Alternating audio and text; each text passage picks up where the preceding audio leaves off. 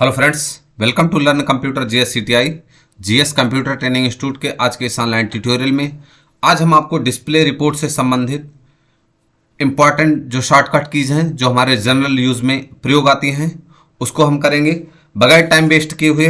हम सबसे पहले अपने कीबोर्ड से डी प्रेस करेंगे। डी टी फिर means trial balance. Trial balance का मतलब ये होता है कि हमारा डेप्टर कितना, हमारा क्रेडिटर कितना, हमारा कैपिटल कितना है, लोन्स एंड लायबिलिटी क्या है, करंट लायबिलिटी क्या है, सिक्योर लोन अनसिक्योर लोन क्या है, हमारे पास इन्वेस्टमेंट्स क्या है, फिक्स एसेट्स क्या है, इन सारे अकाउंट्स की जानकारी हमें कहाँ से मिलती है? Trial balance. ट्रायल बैलेंस का मतलब ये होता है कि एक हमारा मोटा मोटा लेखा जोखा होता है कि हमें किस पार्टी से कितने पैसे लेने हैं, किस पार्टी को कितने पैसे देने हैं, कितना खर्चा है और मेरा कितना मेरा इनकम हो रहा है। फिर उसके बाद मैं D means display day book, alt F2 कर दिया। अप्रैल से मैं यहाँ तक A for April, M for March कर दिया। अगर मैं यहाँ पर एक पॉइंट और आपको बताना चाहूँगा कि अगर आपको यहाँ पर सिर्फ और सिर्फ पेमेंट का वाउचर देखना है तो आप अपने कीबोर्ड से F4 प्रेस करेंगे और पेमेंट पे क्लिक किया। आप देखेंगे यहाँ पर सिर्फ और सिर्फ पेमेंट का वाउचर दिख रहा है। अगर आपको सिर्फ रिसिप्ट का करना है F4 करेंगे, रिसिप्ट वाउचर। अगर आपको रिसिप्ट नोट देखना है F4, रिसिप्ट नोट। अगर आपको क्या बोलते हैं F4। यहाँ से आप देखेंगे कि यहाँ पर अटेंडेंस है, कॉन्ट्रा है, क्रेडिट नोट है, डेबिट नोट है, डिलीवरी नोट है। जिस भी टाइप के वाउचर को आपको देखना है आप उसको यहाँ से क्या कर सकते हैं, देख सकते हैं। क्योंकि अभी अगर मैं पूरा बताऊंगा तो यहाँ पे बहुत ज़्यादा टाइम वेस्ट होगा, इसलिए मैं इसको स्किप करता हूँ। मैंने आपको बताया कि F4 की प्रेस करेंगे और आप डायरेक्ट वहाँ से डिस्प्ले डे बुक डी और उसके बाद मैं दोबारा से गेटवे ऑफ टैली पे आता हूँ। DAC कैश या बैंक। हमारे पास जो हेड है बैंक का वो दो बैंक है, बैंक ऑफ बड़ौदा है और बैंक ऑफ इंडिया है। अगर आप यहाँ से इंटर करेंगे तो यहाँ पर जो इसका फंड फ्लो है वो सारी चीज़ यहाँ से क्या करेगा, दिखेगा। फिर उसके बाद लेजर्स। अगर आपको लेजर्स देखना है कि आपके बुक्स ऑफ अकाउंट्स में कितने सारे लेजर बने हैं, देन आप DAL means display account laser. और उसके बाद आपको ग्रुप समरी देखना है तो आप अपने कीबोर्ड से DAG फॉर ग्रुप समरी। जो भी आपका लिस्ट ऑफ ग्रुप्स होता है जिसके अंडर हम अकाउंटिंग करते हैं वो सारी चीज़ें यहाँ पर अंडर ग्रुप्स मिलेगी। और उसके बाद V for voucher DAV group voucher कौन कौन से हैं आप यहाँ पर देखेंगे कि अभी जो हमारे पास ब्रांच एंड डिविजन्स में कुछ नहीं। कैपिटल में देखता हूँ अल्ट F2। आप देखेंगे कैपिटल अकाउंट में एक रिसिप्ट है। मैं बैंक अकाउंट दोबारा चेक करता हूँ alt plus F2, A for April, M for March.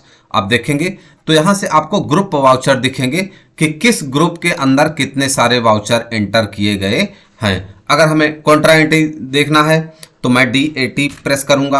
आप यहाँ पर देखेंगे कॉन्ट्रा की कोई एंट्री नहीं अभी हमारे बुक्स ऑफ अकाउंट्स में। अगर हमें पेमेंट देखना है तो मैं DAY प्रेस करूंगा तो जो भी हमारी पेमेंट के वाउचर्स होंगे वो सारे जिस महीने में होंगे वो यहाँ पर क्या करेगा, हमें दिखाई देगा। फिर उसके बाद DAR करेंगे, रिसिप्ट रजिस्टर। जितनी भी आपने पेमेंट रिसीव कर रखी हैं, जितनी भी पेमेंट आपने रिसिप्ट कर रखी हैं वो आपको DAY रिसिप्ट वाउचर में आपको मिलेगा। फिर उसके बाद मैं बैक करता हूँ DAS फॉर सेल्स। जो भी आपका सेल बिल है वो आपको DAS सेल अकाउंट में दिखेगा। DAP for purchase. जो भी परचेज रजिस्टर है वो अंडर परचेज अकाउंट दिखेगा। और उसके बाद DAJ फॉर जर्नल। आपके बुक्स ऑफ अकाउंट्स में जितने भी जर्नल्स की एंट्री हुई होंगी वो आपको जर्नल रजिस्टर में दिखेगा। DAG for journal register. और फिर उसको DAD debit note register, DAD for debit note register. DAD for debit note register का मतलब ये होता है कि हमारे पास कोई खराब सामान था, हमने उस सप्लायर को सामान को वापस कर दिया और उसको डेबिट नोट जारी कर दिया। मैं आपको फिर से बताना चाहूँगा, डेबिट नोट की एंट्री जब हमारा परचेज कंप्लीट हो जाता है, परचेज का बिल हम अपने बुक्स ऑफ अकाउंट्स में पोस्ट कर देते हैं, तो उस कंडीशन पर हम रिजेक्शन आउट की एंट्री ना करके डेबिट नोट की एंट्री अपने सप्लायर के लिए करते हैं। फिर उसके बाद नेक्स्ट है DAE for credit note register. Credit note means ये होता है कि हमने अपने कस्टमर को कोई सामान भेजा था और उसने बोला कि कुछ, और हमने सेल जो है इनवॉइस बना दिया है। तो अब जब सेल इनवॉइस बना दिया है तो रिजेक्शन एंड की एंट्री नहीं करते, उस टाइम पे क्या करते हैं, क्रेडिट नोट की एंट्री करते हैं। क्रेडिट नोट की का रिपोर्ट देखने के लिए आप अपने कीबोर्ड से DAE प्रेस करेंगे, DAE, और फिर उसके बाद DAU, यहाँ पर वेरिफिकेशन ऑफ वाउचर्स। अब में अभी यहाँ पर कोई सा भी पेंडिंग नहीं है। नेक्स्ट जो हम कीवर्ड देखेंगे वो देखेंगे स्टेटमेंट ऑफ अकाउंट। मैं सबसे पहले DSOR में बिल्स क्या होता है, जिस पार्टी को हमें बिल रिसीव करना है उसको हम क्या कर देंगे, बिल्स रिसीवर्स मीन्स कि ये इसी बिल को हमने जारी किया हुआ है और इनसे पैसे हमें रिसीव करने हैं। फिर उसके बाद पेबल्स, DSOP बिल्स पेबल का मतलब है कि इतने जिन पार्टियों से हमने सामान खरीद रखा है उनको हमें क्या करने हैं, बिल पे करने हैं। और फिर उसके बाद DSOL बिल्स आउटस्टैंडिंग। यहाँ पर लेजर दिखेगा कि किस पार्टी का कितना लेजर जो है आउटस्टैंडिंग है। यहाँ पर जिनका लेजर जो आउटस्टैंडिंग होगा वो सारा दिखेगा। फिर उसके बाद अगर मुझे ग्रुप देखना है तो DSOG ग्रुप में सिंडिकेटर्स में देखेंगे आप, सिंडिकेटर्स यहाँ पे हैं। और अगर डेप्टर्स देखना है तो डेप्टर के में हमारे पास अभी 2 ही पार्टी हैं। और फिर उसके बाद मैं स्टैटिक्स अगर देखना चाहूँ तो DSS, यहाँ पर देखेंगे अटेंडेंस के कितने वाउचर हैं, कॉन्ट्रा के कितने हैं, क्रेडिट नोट के कितने हैं, डिलीवरी नोट के हैं, जितने भी हमारे सारे वाउचर्स टाइप हैं वो सारी चीज़ें यहाँ पर दिखेंगी। कितने ग्रुप्स हैं, कितने लेजर्स हैं, स्टॉक ग्रुप क्या है, स्टॉक कैटेगरी क्या है, स्टॉक आइटम्स क्या है, गोडाउंस कितने हैं, वाउचर टाइप्स कितने हैं, वो सारी चीज़ें हमें DSS की में क्या करेंगे, हमें मिलेंगे, जिसको हम स्टैटिक्स बोलते हैं। नेक्स्ट चलते हैं हम लोग स्टेटमेंट ऑफ इन्वेंट्री की तरफ। इन्वेंट्री में हम सबसे पहले देखेंगे स्टॉक क्वेरी। मैं जो भी हमारा स्टॉक आइटम है वो दिखेगा कि हमारे पास कितने स्टॉक आइटम हैं। यहाँ से आप देखेंगे स्टॉक मूवमेंट एनालिसिस, वो सारी चीज़ें यहाँ पर दिखेगा कि कौन सा हमने कितने का परचेज किया है, कितना हमने बेचा हुआ है, कितना हमारे पास गोडाउन में है। ये सारी चीज़ें हमें यहाँ पे क्या मिलेंगे, स्टॉक क्वेरी में। मैं बैक आ गया और फिर DEM प्रेस किया। DEM में मूवमेंट एनालिसिस में stock group analysis yes press करेंगे। मिलिंग मशीनरी है, स्टॉक ग्रुप एनालिसिस। और फिर उसके बाद अब इसको आप यहाँ पर देखेंगे DEC स्टॉक कैटेगरी एनालिसिस में होम अप्लायंसेस है, कितना क्या कहाँ से आया है, कितना गया है, इसकी क्वांटिटी कितना है, बेस रेट क्या है और वैल्यू क्या है, हमने टोटल वैल्यू, ये सारी चीज़ें यहाँ पर दिखेंगी। और उसके बाद नेक्स्ट है DEA एजिंग एनालिसिस का मतलब ये होता है कि कौन सा आइटम कितने दिन से अभी हमारे पास है या हमने कितने दिन से बेचा हुआ है, वो सारी चीज़। एजिंग एनालिसिस का मतलब ये होता है कि कौन सा स्टॉक हमारे पास कितने दिन से पड़ा हुआ है, लेस देन 45 डेज है या 45 से 90 डेज है, 90 180 डेज है, या ग्रेटर देन 180 से जो है 360 डेज है। एजिंग एनालिसिस का मतलब ये है कौन सा आइटम कितने दिन से हमारे यहाँ पड़ा हुआ है। और उसके बाद मैं DER प्रेस करता हूँ। DER से रीऑर्डर स्टेट ग्रुप, हमारे पास जो स्टॉक ग्रुप में 100 पीस का हमारे पास रीऑर्डर, यहाँ पर अगर देखें तो हमारे पास कितने का ऑर्डर परचेज आया था और हमने इसका सीधा क्या किया है, पेमेंट किया हुआ है, इसका हिसाब क्या हुआ है अभी क्लियर है। और फिर उसके बाद यहाँ से DEC स्टॉक कैटेगरी देखेंगे। स्टॉक कैटेगरी में होम अप्लायंसेस है। होम अप्लायंसेस में पहले हमारा माइक्रोवेव ओवन है, office crockery under office crockery है, और वाटर कूलर है 309 5000 पीसेज, अभी 5000 पीसेज हमारे पास पड़ा हुआ है। DEO प्रेस करेंगे। कॉस्ट एस्टिमेशन आएगा यहाँ पर, Alt F2 करेंगे। A for April, M for मार्च, यहाँ पर अभी कॉस्ट एस्टिमेशन का कुछ भी नहीं है। फिर उसके बाद मैं नेक्स्ट जो की यूज करूंगा वो यूज करूंगा DELC जैसे प्रेस करूंगा, लिस्ट ऑफ स्टॉक कैटेगरी दिखेगा। DELC का मतलब है कि लिस्ट ऑफ स्टॉक कैटेगरी। और फिर उसके बाद मैं नेक्स्ट पे आऊंगा, DELI list of stock item, जो भी हमारे पास स्टॉक आइटम है वो दिखेंगे। उसके बाद DELG list of stock group दिखेंगे, जो भी हमारे पास स्टॉक ग्रुप होंगे। फिर उसके बाद DELL लेजर्स दिखेंगे, जो भी हमारे पास लेजर्स बने हुए हैं वो सारे यहाँ पर दिखेंगे। और उसके बाद DELO नेक्स्ट है DELO जो भी हमारे पास सेल्स ऑर्डर पेंडिंग है वो सारे यहाँ पर क्या होंगे, दिखेंगे। नेक्स्ट हम करेंगे परचेज ऑर्डर की। उसके बाद DEPS स्टॉक ग्रुप में अभी यहाँ पर कुछ नहीं, मिलिंग मशीन में मैं Alt F2 करता हूँ, देखता हूँ कुछ आइटम है कि नहीं है। अभी यहाँ पर कुछ नहीं है। और फिर उसके बाद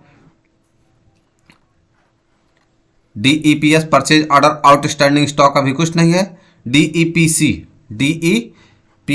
मैं डायरेक्ट यहीं से प्रेस कर दिया, PC होम अप्लायंसेस, यहाँ पे आउटस्टैंडिंग स्टॉक कैटेगरी में आउटस्टैंडिंग कुछ भी वो नहीं है, पेंडिंग नहीं है। और DEPI जो भी हमारे पास आइटम है स्टॉक आइटम, आप देखेंगे यहाँ पर सिलेक्ट कर लेंगे कि हमारे पास कोई पेंडिंग में है, तो यहाँ पर कोई भी स्टॉक आइटम पेंडिंग में नहीं है। और उसके बाद DEPG किस ग्रुप में कौन सा ग्रुप का जो है क्या ऑर्डर पेंडिंग है आपको यहाँ पर दिखेगा, कोई सा भी यहाँ पर ऑर्डर पेंडिंग नहीं है। और उसके बाद नेक्स्ट है DEPL लिस्ट ऑफ लेजर्स, जो भी लेजर्स हैं हमारे पास, किस लेजर का क्या पेंडिंग है क्या नहीं है, वो सारी चीज़ें आप यहाँ पर इस की का यूज़ करते हुए देखेंगे। मैं बताऊँ DEPL purchase order outstanding ledger, जबकि यहाँ पर कोई सा भी जो परचेज ऑर्डर का आउटस्टैंडिंग लेजर नहीं है। फिर उसके बाद मैं यहाँ पे करूँगा DEPO मैं ऑलरेडी यहीं पे था, तो मैं फिर से एक बार करके दिखाता हूँ। DEPO list of purchase order due only, जो ड्यू होगा वही दिखेगा। Alt F2 से मैं इसका पीरियड चेंज करता हूँ, अकाउंटिंग पीरियड। आप देखेंगे कि यहाँ पर कोई भी स्टॉक आइटम क्या है जो है, कोई भी स्टॉक ऑर्डर हमारा जो है पेंडिंग में नहीं है। और फिर उसके बाद मैं नेक्स्ट करूँगा DEB सेल्स बिल्स पेंडिंग। मैं देखता हूँ कुछ सेल्स बिल पेंडिंग है या नहीं, कोई सेल्स बिल पेंडिंग नहीं है। और फिर उसके बाद DEPU परचेज ऑर्डर पेंडिंग में देखता हूँ, Alt F2 accounting period change करेंगे, कोई सा भी हमारा परचेज ऑर्डर पेंडिंग में नहीं है। इस प्रकार से हमने accounts book, state of accounts और इन्वेंट्री बुक्स, और नेक्स्ट और लास्ट है हमारा job work report.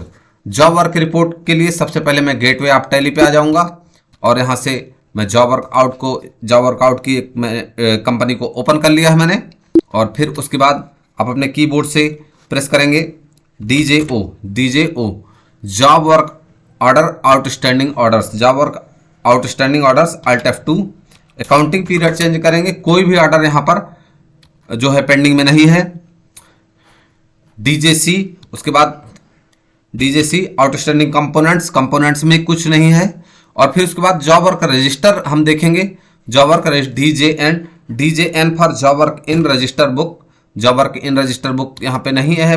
DJT job work register out, आप देखेंगे यहाँ पर जो भी हमने जॉब वर्क दिया था तो उसका। और DJU for material out register, जो हमने मटेरियल भेजा हुआ था वो यहाँ पर है, material out registered. DJM material in register, जो हमारे पास मटेरियल इन आया हुआ है वो क्या हुआ, मटेरियल इन रजिस्टर में जो हमारा पोस्ट है वो है। DJB for goods movement analysis, अभी यहाँ पर कुछ नहीं है गुड्स मूवमेंट एनालिसिस में, क्योंकि सामान हमने भेजा और आया अभी हमारे पास हमारे ही स्टॉक में पड़ा हुआ है। नेक्स्ट जॉब वर्क रिपोर्ट में हम स्टॉक फ्रॉम पार्टी देखेंगे। DJP from stock from party means कि हमारा कोई सामान पार्टी के पास है तो नहीं है। Job work DJJ means stock with job worker, हमारा कोई सामान जॉब वर्कर के पास नहीं है। मैं आपको एक बार बताना चाहता हूं कि आप जिस कंपनी में जॉब वर्क आउट करेंगे उस सेम कंपनी में आप जॉब वर्क इन की कॉन्फ़िगरेशन नहीं कर पाएंगे। उसके लिए दोनों अलग अलग होंगी, इस बात को ध्यान रखना। जैसे मैंने यहाँ पर job work out, job work in, दो अलग अलग कंपनियां बनाए हैं। दो अलग अलग कंपनियों का जो इसका ट्यूटोरियल है वो मैंने बना के अपलोड किया हुआ है। अगर आप job work in, job work out की कंप्लीट एंट्री देखना चाहते हैं तो आप पिछली वीडियो को जरूर देखें। उसके बाद DJ for move ageing analysis. Job work in ageing stock ageing analysis का मतलब ये होता है कि कौन सा सामान, अभी हमारे पास यहाँ पर कुछ नहीं है, सारा मैंने फिनिश कर रखा है, किसी का ना हमारे पास जॉब वर्क इन पेंडिंग है ना कोई सामान पेंडिंग है। मीन्स कि लेस देन कितने दिन का ऑर्डर है, लेस देन 45 का है, 45 टू 90 डेज है, 90 टू 180 टू 360 डेज है, कुछ भी अभी हमारे पास पेंडिंग में नहीं है। फिर उसके बाद DJI इशू वेरियंस मीन्स कि कोई सामान गया है या नहीं आया है, तो उसका अगर कोई ऑर्डर क्वांटिटी, इशू क्वांटिटी, अगर कुछ ऐसा इशू है तो वो चीज़ हम यहाँ पर इशू वेरियंस में देख सकते हैं। DJR पे रिसिप्ट वेरियंस मीन्स कि हमने कितना भेजा था, कितना आया हुआ है, कितना नहीं आया हुआ है। तो अगर कोई सा भी इशू है तो हम उसको यहाँ से देख सकते हैं। दोस्तों, आज की इन्फॉर्मेशन अगर आपको अच्छी लगी हो तो प्लीज़ वीडियो को लाइक करें, अगर चैनल पर नए सब्सक्राइब करें और दोस्तों के साथ शेयर करें।